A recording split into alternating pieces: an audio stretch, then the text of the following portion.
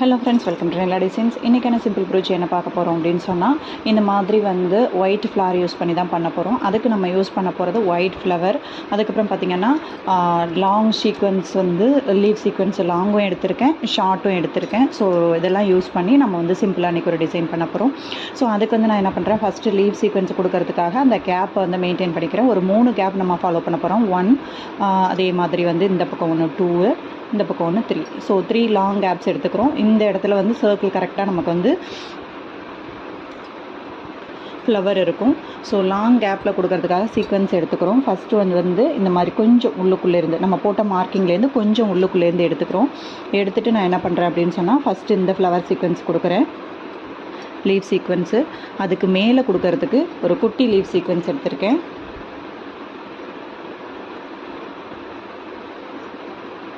இப்போது இதில் அந்த லீவ் சீக்வன்ஸில் கேப் தெரியாத இருக்கிறதுக்காக ஒரு டியூப் எடுத்திருக்கேன். டியூப் பீட்ஸ் எடுத்துக்கிறேன். எடுத்துகிட்டு அந்த டியூப் பீடை இன்னொரு சீக்வன்ஸோட ஹோலில் கொடுத்து பெரிய சீக்வன்ஸோட ஹோலில் கொடுக்குறோம்.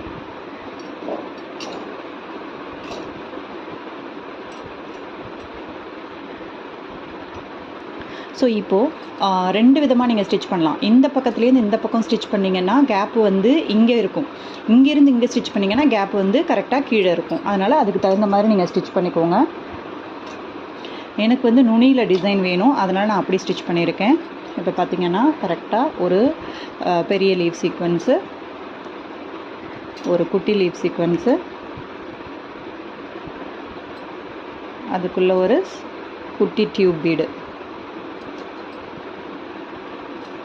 கொடுத்துட்டு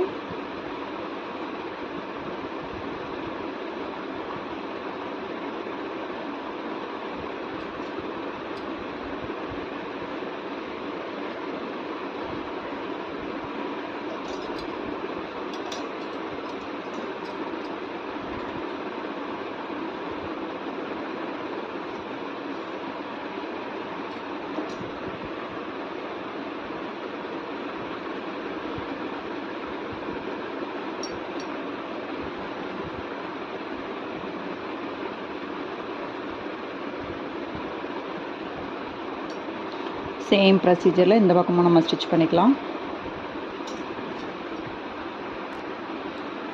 இப்போது சென்டரில் கரெக்டாக நான் அந்த ஃப்ளவர் சீக்வன்ஸை கொடுத்து லாக் பண்ணுறேன். இங்கேருந்து எடுத்து ஏதாவது 3 கார்னரில் லாக் பண்ணிக்கோங்க. ஸ்டிஃப்னஸ்க்காக தான். இல்லை நீங்கள் க்ளூ அப்ளை பண்ணி ஒட்டுறதா இருந்தாலும் ஒட்டிக்கலாம்.